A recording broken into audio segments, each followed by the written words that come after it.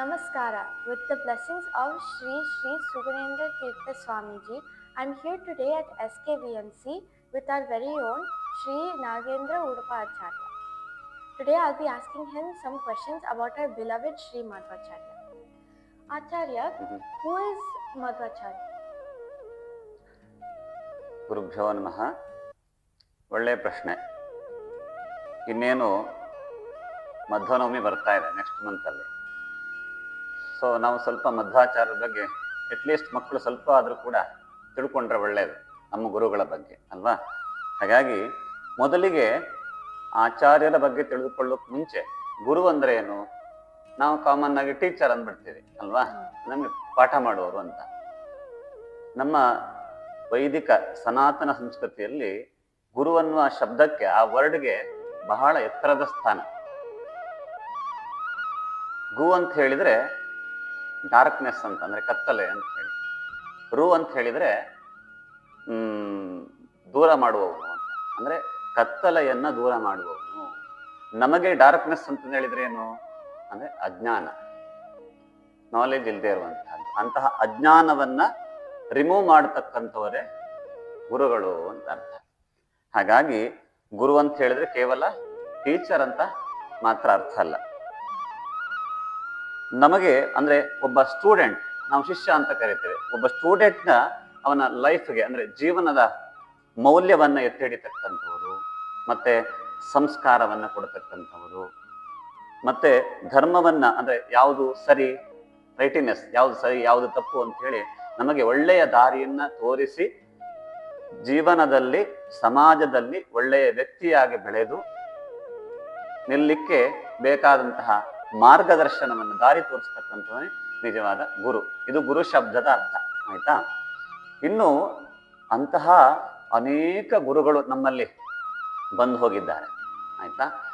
ಅಂತಹ ಗುರುಗಳಲ್ಲಿ ಶ್ರೀಮದ್ ಆಚಾರ್ಯರು, ಮಧ್ವಾಚಾರ್ಯರು ಅಂತ ಏನು ಕರೀತೇವೆ, ಅವರು ಜಗದ್ಗುರುಗಳು ಅಂತ ಕರೆಸ್ಕೊಂಡು ಎಲ್ಲರಿಗೂ ಕೂಡ ಗುರುಗಳವರು. ಅಂದ್ರೆ ಇಡೀ ಜಗತ್ತು ವರ್ಲ್ಡ್ ಕಂಡಂತಹ ಒಂದು ಅಪ್ರತಿಮ ದಾರ್ಶನಿಕರು. ಅಂದ್ರೆ ವೇದಾಂತ, ಈ ದ್ವೈತ ಸಿದ್ಧಾಂತವನ್ನ ಪ್ರತಿಷ್ಠಾಪನೆ ಮಾಡಿರ್ತಕ್ಕಂಥವ್ರು. ನಮಗೆ ಗೊತ್ತಿದೆ 3 ಮತಗಳಿದ್ದಾವೆ, ದ್ವೈತ, ಅದ್ವೈತ, ವಿಶಿಷ್ಟಾದ್ವೈತ ಅಂತ. ಈ ಅದ್ವೈತ ಮತ್ತೆ ವಿಶಿಷ್ಟಾದ್ವೈತ ಹಿಂದಿನದ್ದು. ಕೊನೆಗೆ ಬಂದಿದ್ದು ಶ್ರೀಮದ್ ಆಚಾರ್ಯರು ಪ್ರತಿಷ್ಠಾಪಿಸಿದಂತಹ ಒಂದು ದ್ವೈತ ಸಿದ್ಧಾಂತ. ಅಂದ್ರೆ ಕೊನೆಗೆ ಬಂದಿರತಕ್ಕಂಥದ್ದು. ಕೊನೆ ಅಂತ ಲಾಸ್ಟ್ ಅಂತ ಅರ್ಥ ಅಲ್ಲ, ಕೊನೆಗೆ ಬಂದಿದೆ ಅಂದ್ರೆ ಲೇಟೆಸ್ಟ್ ಅಂತ. ಹಾಗಾಗಿ ಅದು ಇನ್ನೂ ಕೂಡ ಆ ಸಿದ್ಧಾಂತ ಪ್ರತಿಪಾದಿತವಾಗಿದೆ. ಅದನ್ನು ಪ್ರತಿಪಾದಿಸಿದ್ದು ಶ್ರೀಮದ್ ಆಚಾರ್ಯರು, ನಮ್ಮ ಗುರುಗಳು. ಅವರು ಕೇವಲ ಗುರುಗಳು ಅನ್ನೋದಕ್ಕಿಂತ ದೇವತಾ ಅವತಾರ. ನಾವು ವಾಯುದೇವರು ಅಂತ ಕೇಳಿದ್ದೇವಲ್ವಾ, ವಾಯುದೇವರ 3ನೇ ಅವತಾರ ಹನುಮ, ಭೀಮ, 3ನೇ ಅವತಾರವೇ ಮಧ್ವಾವತಾರ ಅಂತ ಪ್ರಸಿದ್ಧವಾಗಿರ್ತಕ್ಕಂಥದ್ದು. ನಮಗೆ ಯಾವ ರೀತಿ ಈ ಬ್ರೀತ್ ಅಂದ್ರೆ ಉಸಿರು ಅನ್ನುವಂಥದ್ದು ಇಂಪಾರ್ಟೆಂಟ್ ಅಲ್ವಾ, ಅದೇ ತರಹ ಈ ಆಚಾರ್ಯರ ಒಂದು 3ನೇ ಅವತಾರ ಏನಿದೆ ಅದು ಜಗತ್ತಿಗೆ, ವಾಯುದೇವರು ಜಗತ್ತಿಗೆ ಅಥವಾ ನಮಗೆ ಉಸಿರು. ಅವರ ಈ ಏನು ಕೃತಿಗಳಿದ್ದಾವಲ್ಲ, ಅವ್ರು ಏನೇನು ರಚನೆ ಮಾಡಿದ್ದಾರೆ, ಆ ಕೃತಿಗಳು ನಮ್ಮ ಈ ಅಧ್ಯಾತ್ಮಕ್ಕೆ ಉಸಿರಿದ್ದ ಹಾಗೆ. ಹಾಗಾಗಿ ಆಚಾರ್ಯರು ಅನೇಕ ಕೃತಿಗಳನ್ನ, ಅನೇಕ ಉಪನಿಷತ್ತುಗಳಿರ್ಬೋದು, ಆಮೇಲೆ ಗೀತಾ ಪ್ರಸ್ಥಾನ ಭಗವದ್ಗೀತೆಗಿರಬಹುದು, 10 ಉಪನಿಷತ್ತುಗಳಿಗೆ, ಋಗ್ವೇದಕ್ಕೆ ಎಲ್ಲ ಭಾಷ್ಯವನ್ನ ಬರೆದು ಎಲ್ಲ ಶಿಷ್ಯರಿಗೂ ಅಂದ್ರೆ ಸಜ್ಜನರಿಗೆ, ಸಾತ್ವಿಕರಿಗೆ ಮಹತ್ತಾದಂತಹ ಉಪಕಾರ ಮಾಡಿರ್ತಕ್ಕಂಥ ಗುರುಗಳು. ಹಾಗಾಗಿ ಅಂತಹ ಗುರುಗಳನ್ನ ನಾವು ಕೇವಲ ಈ ಮಧ್ವನವಮಿ ಮಾತ್ರ ಅಲ್ಲ, ಪ್ರತಿನಿತ್ಯವೂ ಕೂಡ ಸ್ಮರಣೆ ಮಾಡ್ಬೇಕಂತೆ. ಯಾಕಂತ ಹೇಳಿದ್ರೆ ನಮ್ಮ ಅಜ್ಞಾನ ನಾಶ ಆಗ್ಬೇಕಿದ್ರೆ ಗುರುಗಳನ್ನ ಮೊದಲು ಸ್ಮರಣೆ ಮಾಡ್ಬೇಕು. ಅಜ್ಞಾನ ತಿಮಿರಾಂಧಸ್ಯ ಜ್ಞಾನಾಂಜನ ಶಲಾಕಯ ಚಕ್ಷುರನ್ಮೀಲಿತಂಗೇನ ತಸ್ಮೈ ಶ್ರೀ ಗುರವೇ ನಮಃ ಅಂತ ಹೇಳಿ ಪ್ರಸಿದ್ಧವಾದಂತಹ ಗುರು ಶ್ಲೋಕ. ಅಷ್ಟೇ ಅಲ್ಲದೆ ನಾವು ಪ್ರಾರ್ಥನೆ ಹಾಗೆ ಮಾಡ್ಬೇಕು. ಆಪಾದ ಮೌಳಿ ಪರ್ಯಂತಂ ಗುರುಣಾಂ ಆಕತಿಂ ಸ್ಮರೇತ್. ಅವರ ಪಾದದಿಂದ ಶಿರಪರ್ಯಂತವಾಗಿ ನಾವು ಅವರ ಸ್ಮರಣೆಯನ್ನ ಮಾಡಬೇಕು. ಅಂತಹ ಗುರುಗಳ ಸ್ಮರಣೆ ಮಾಡುವುದರಿಂದಲೇ ನಮ್ಮ ಅಜ್ಞಾನ ನಾಶವಾಗ್ತದೆ, ಒಳ್ಳೆಯ ಸುಜ್ಞಾನ ಪ್ರಾಪ್ತಿ ಆಗ್ತದೆ. ಹಾಗಾಗಿ ಅಂತಹ ಗುರುಗಳನ್ನ ನಾವು ನಿತ್ಯವೂ ಕೂಡ ಸ್ಮರಣೆ ಮಾಡಬೇಕು. ವಿಶೇಷವಾಗಿ ಆ ಮಾಘ ಶುದ್ಧ ನವಮಿ, ಅದು ಆಚಾರ್ಯರು ಬದರಿಗೆ ತೆರಳಿದಂತಹ ದಿವಸ.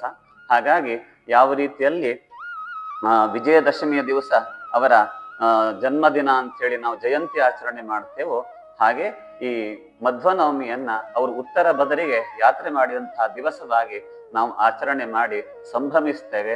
ಅವರ ಒಂದು ಏನು ಕಾಣಿಕೆ ನಮಗೆ ಶಿಷ್ಯ ವರ್ಗಕ್ಕೆ, ನಮ್ಮ ವೈದಿಕ ಪರಂಪರೆಗೆ ಏನು ಮಹತ್ತಾದಂತಹ ಕೊಡುಗೆಯನ್ನು ಕೊಟ್ಟಿದ್ದಾರೋ ಅದನ್ನು ಸ್ಮರಣೆ ಮಾಡುವಂತಹ ವಿಶೇಷವಾದಂತಹ ದಿವಸ ಅದು. ಹಾಗಾಗಿ ಅವರ ಸ್ಮರಣೆಯನ್ನು ನಾವು ನಿತ್ಯ ಮಾಡೋಣ ಅಂತ ಹೇಳಿ ಹೇಳ್ತಾ, ನಾವು ಮುಂದೆ ಎಲ್ಲರೂ ಕೂಡ ಆಚಾರ್ಯರ ಈ ಮಧ್ವನವಮಿಯ ಕಾರ್ಯಕ್ರಮದಲ್ಲಿ ಭಾಗವಹಿಸೋಣ ಅಂತ ಹೇಳಿ ಈ ಮೂಲಕ ಹೇಳ್ತಾ ಇದ್ದೇನೆ.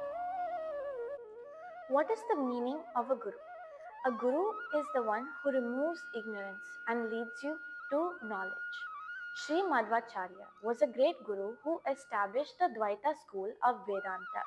He is considered the third incarnation of Vayu, and he wrote 37 works known as Sarva Moola Granthas, such as Brahma Sutra Bhashya and Bhagavad Gita Bhashya.